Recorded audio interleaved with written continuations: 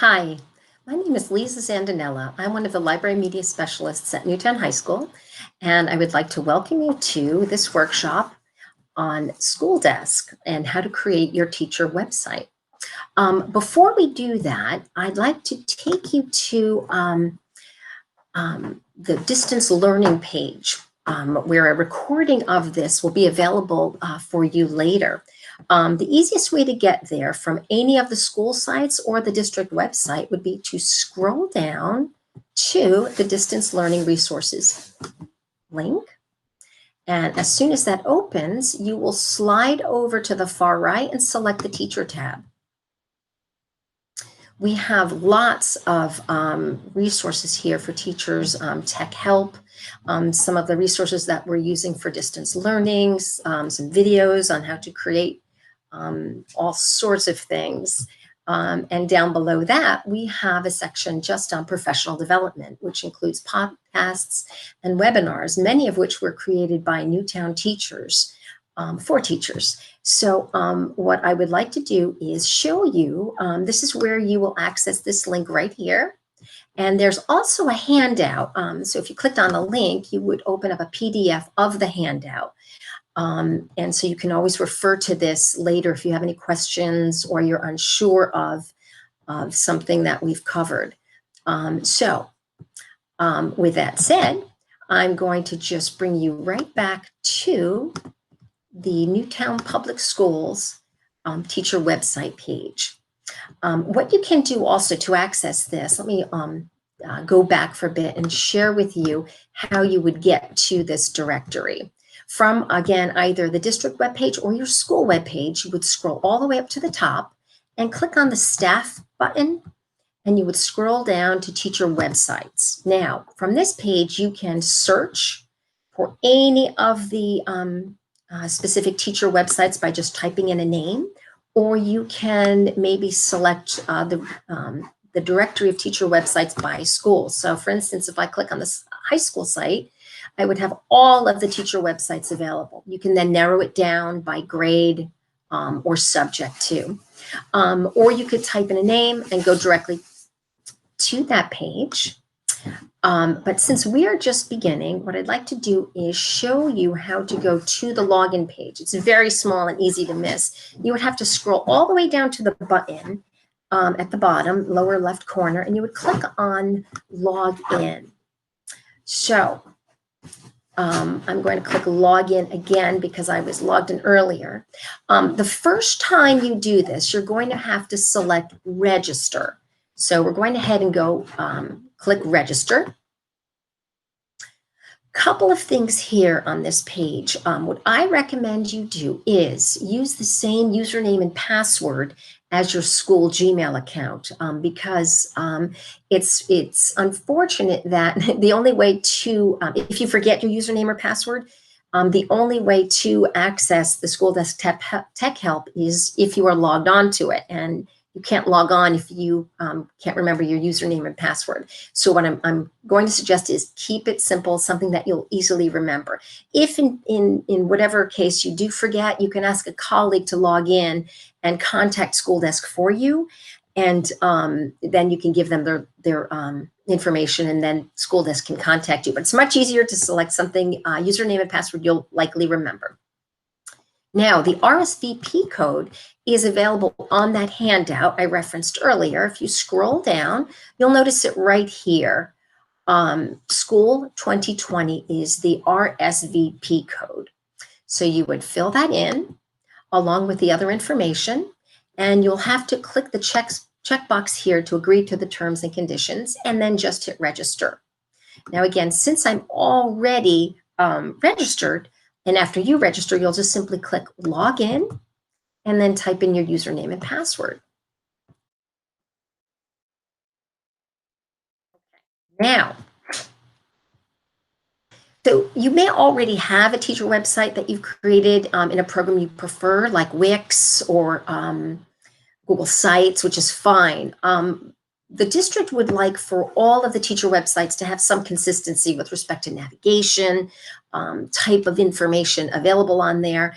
So you can keep your SchoolDesk page very, very simple and easy to maintain. In fact, I recommend that you do that. So you can just create just a shell with maybe a little bit of information about you, and then have links to, in my case, being the librarian, I have a link right here that folks can click on to get right to the library website, because that is a major page of mine. But you can link directly to your Google Classroom page or whatever you like. This is just a launch site so that it's consistent with the other pages within the directory. So first things first, what I recommend we do is create your site. So a little bit about the SchoolDesk homepage anatomy. Up here, you'll notice your creation tabs here. You have your site settings, add a page, and add modules. Down below here, you have a navigation bar for your page. So what we're going to do is go to site settings so that we can create your site. And it opens up to manage my site. So basically, you'll just add your header title. I just use my name and my role. And you have to remember to, after you type in that information, it's very important that you click, check that box, publish, because otherwise your page might be created, but it won't appear. This is handy if you want to create maybe a page that you don't want students to see yet or to be able to access because you're still working on it and it's in a draft form. So you could create it and not hit publish, but once you create it and you want it to be visible, you've got to be sure to hit publish, okay? So then after you enter in this information, you will be able to add a new class. You might teach a few classes at a school, so you might have multiple pages. So you would just go to add new class, and then here you can just select what school you're at, the grade you teach, and the subject, and it will automatically populate when you hit add class.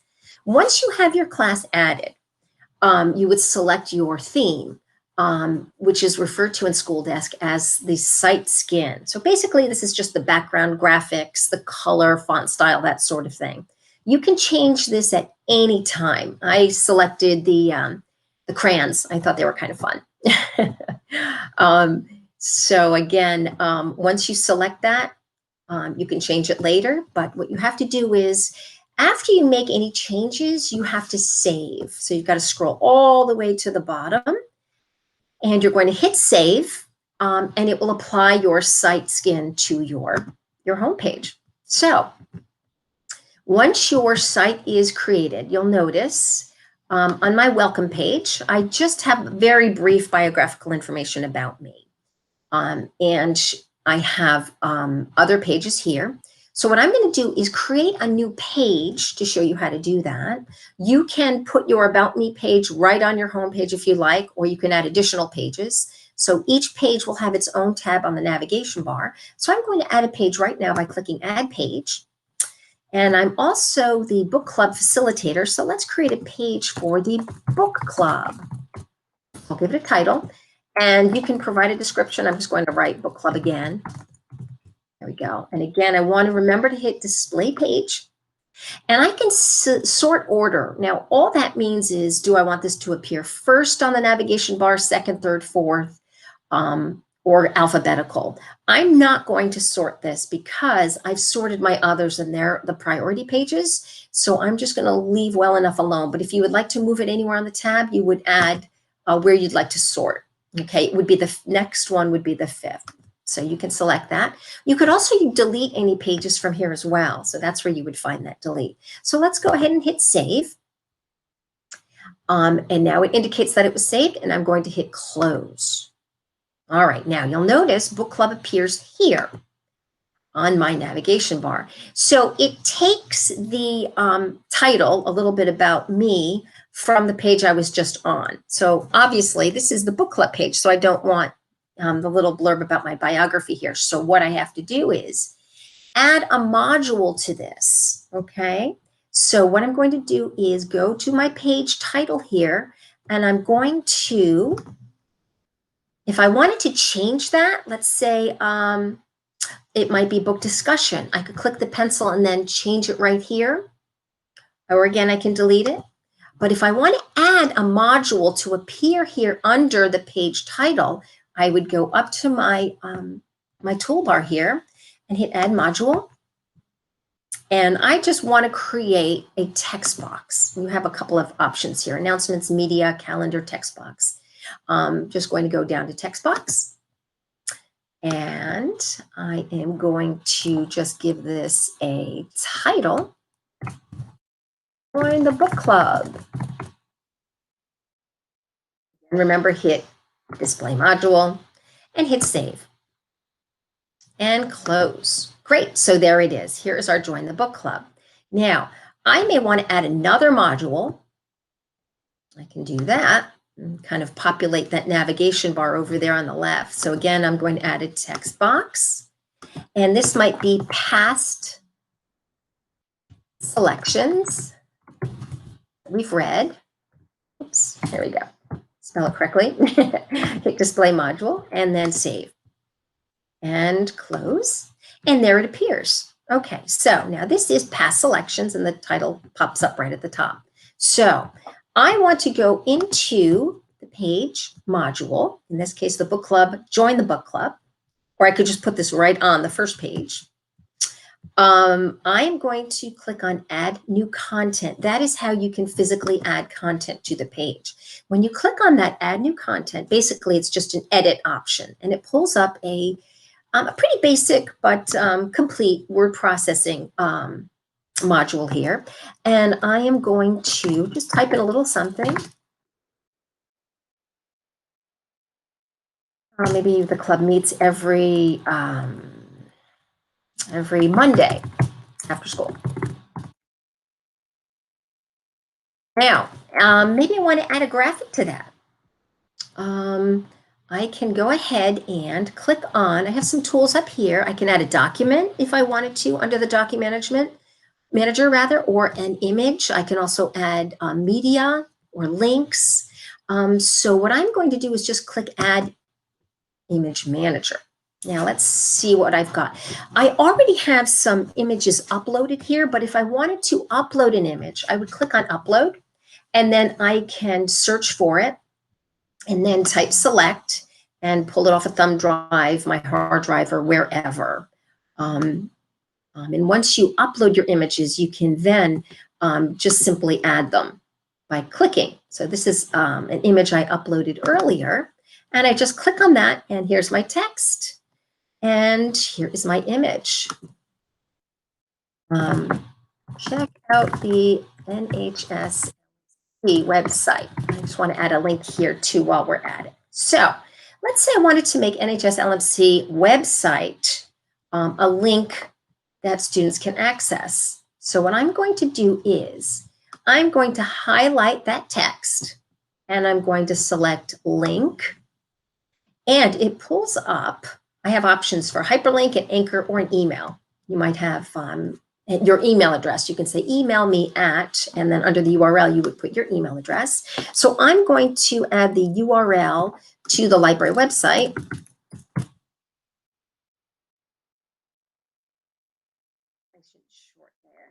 Hit apply. So now this is a hyperlink.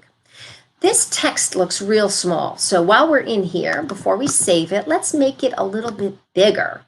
So let's make it, oops, that made it smaller. Let's try, how about 28? That works. And this might be another sentence. Oh, and then you can center it, whatever else you'd like. You have all those options there. So we're going to save that and see how it looks. All right, so close. And here it is. Okay, now, well, that font's a little bigger than I'd like, and I want this graphic actually next to the text. So I'm going to go back in and change it. So even though I want to change or edit, I have to click on Add New Content. So I click on that. Now, so let's go in. We want to change the font size. Just quickly do that there. and maybe 14. Okay. It's a little glitchy. All right. Now, if I wanted to have this image up here, unfortunately, I can't drag and drop. It's not a very sophisticated word processing module. So what I'm going to do is add a little table. So I'm going to insert a table right there.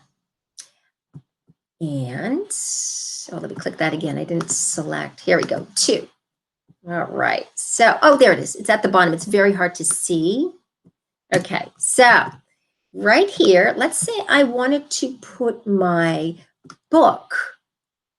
Oops. Sorry. I'm going to scroll over here. Let's say that book is a little bigger than I would like. And unfortunately, this editing window is very tiny, so you have to scroll up and down. So if you want to make your image smaller, you can right-click on it and then select Properties. Now, after we moved it, let's save it real quick. Okay, there we go. We'll try this again. Okay, now go back into the editor, add new content. Just a heads up, if you're working in Google Chrome, sometimes if you're playing with images, especially if you want to resize or relocate, it gets a little glitchy. SchoolDesk really works best actually with Firefox or Microsoft Explorer. I happen to be in Chrome, so I'm assuming why I'm having some issues here. But if we right-click on that, select Properties, we have our little property window that opens. So my image is 250 by 250 pixels. So let's make that a little smaller. Let's make that maybe just 100. We don't want it to be too big. So now you'll notice we didn't change it proportionally. If I want to change it proportionally, I'd have to click this link. Now, if I went in and typed in 100, it changes both the height and the width. So now I could even add a border if I liked. Let's see, let's go ahead and add a blue border and we can make it maybe width of 0.2. So we'll hit OK. You have some other options here, but we'll keep it simple. Okay, so there's my image. It has a border. But let's say we wanted to have it beside the text. So what I'm going to do is cut the text out and I'm going to put it, and you probably can't see it because the window is so small. I'm going to paste my text right in there. So we have our text in here, and I would like to move my image in here. So what we're going to do is now we're going to insert the image. I'll have to do this again, unfortunately. It's not a very user-friendly tool, but once you get the hang of it, it's not so bad. Oh, it's getting a little glitchy. When that happens, easiest thing to do is just hit save. So we're going to scroll down and save the text box and then go back in. Okay, so now, the only problem is we want this image into this cell, or you could leave it there. If you want to start playing with moving them around, you can do that through here. If you like it, that's fine. You can just keep it and then hit close. Great. Okay. Again, if you want to change the font, you can go back in and change it. Any changes that don't appear, that you make that don't appear, you'll have to just remember to hit refresh. It's not very responsive at times. So if it doesn't appear there, go ahead and hit refresh and you'll be good to go. Okay, so there are some other things we can add here. Let's say I wanted to add a class assignment. Okay, now you'll notice this is a class that I teach called Freshman Seminar. And what we're going to do is I have some modules that are saved here on the side. I have my welcome page, which is this page. I have the syllabus attached. And basically, this is just a link to a document. And I did that by going into the editor, typing in my text, creating that hyperlink that I just showed you, and then I attached a document. in this case, the syllabus for the freshman seminar class. And then you would find the document, double click on it. It's right down here. It's a PDF. And then click insert and you'll be good to go. All right. So again, that's a text box module. This assignment module is pretty handy. So basically, just like the text box, I went up to add module and I had the option and I selected assignments. So that's why that's here already. So I am going to actually add a new assignment. And let's give this a title. Tell the class about you. Okay, so this is going to be a quick little mini assignment. Write paragraph. You are what you're looking forward to this year. Okay, here we go. All right, so we've made this our assignment. We're going to scroll down now. I can give it a due date. I'm going to give, this is the date I assigned it. I'm going to give students until, let's say, the 20th to complete that. Now, so here's our assignment. I can allow students to submit their homework. And this is a nice feature. It allows them to upload a document and then send it to you automatically right from within that assignment. But again, most of you will be using, most if not all of you, will be using Google Classroom to assign work. So you won't even really need to use this module. But I do want to show you how to do it if you choose to do this as well too. Okay, so we'll go ahead and save that. Again, you can select the order. So we've hit save. Now it's going to appear and we're going to hit close. Oh, I added it twice inadvertently. So here is the actual submit feature. So this is what it would look like to the students. So they would open this up. What else is really nice? I've added a calendar feature here, which is cool. So I gave this a due date of 8/20. So if students click on the calendar link, and again, all they have to do is click add module and then select calendar from the pull down. And the calendar will appear. And if we look at the 20th, here we go. We have that assignment there. And unfortunately, I accidentally duplicated it. But it's actually a hyperlink. So when students click on it, the assignment appears. And what's really nice is because we checked that box, submit, they could click right on this and then give it a name and then choose the file from the destination. We used this prior to Google Classroom. So this was pretty new and useful back then, but right now it's rather redundant since, again, you'll be using Google Classroom to post your assignments and have students submit through there, but that's just how you would do that. What else is really nice about this is if students go to the assignment, you can actually click on, once they submit it, and they're in the submit mode, they could subscribe to actual, let's see, I think I did it here. If you scroll down to the bottom, parents and students can subscribe to assignment notifications. So they would just click on that. If they wanted to be reminded of when something was due, they would type in their email and then they would automatically get a reminder. But again, Google Classroom has made this rather obsolete, so you most likely will not even need to use this function. But just want to show you how to do it if you choose to. So then you would hit close and you're good to go. Now, so what else we would like to cover is how to find help. So we've gone over the site settings if you want to change your skin or your theme, as I like to call it. Change that at any time. You can add your pages here. And again, the pages appear on the control panel. It's very important to hit display if you want that page to display immediately. You can delete your pages from there. Your modules will appear here, and you can just add more by clicking add module. and you can add select. Again, you may want to select a calendar, whatever, and you're good to go. And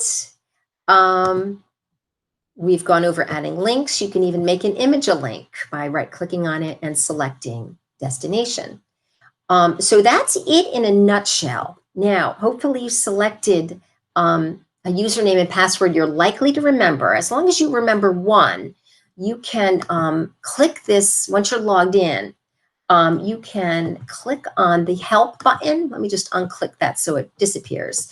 It's right over here, this little tab that sticks out on the far right. Click on that and you have, whoops, there we go. You have some options and you can click chat live. And this is kind of handy because during school hours, if you have an issue that you need to fix and for whatever reason you're not able to log on, if you forgot your password or it's just not working, you can select chat live and this window will open eventually.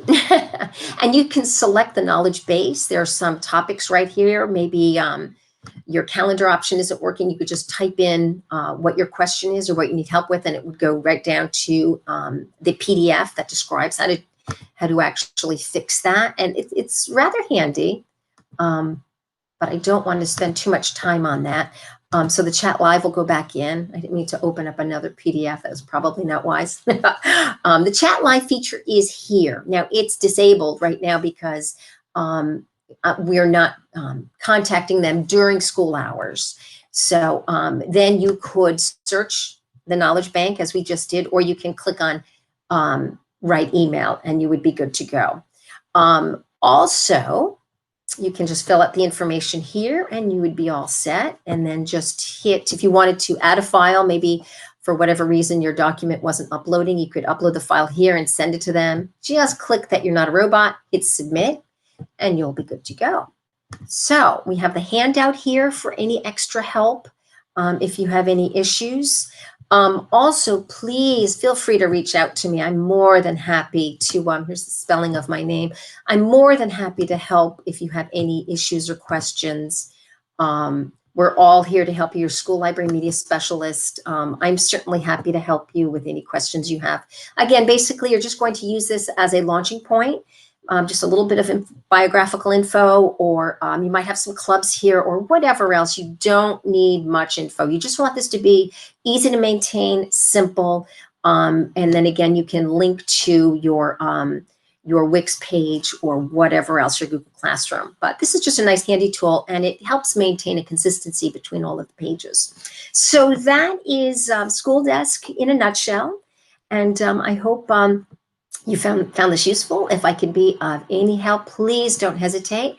And again, you can access a recording of this right from either the district webpage or your school website, and scroll down a little bit and click on distance learning resources and select the teacher tab in the far right corner, and then scroll down to professional development, and under the podcasts and webinars, it will be linked right here and you can access the handout there. I want to thank you very much for joining us today. And again, please reach out if I could be of any help. Have a great day and a fantastic start to the new school year.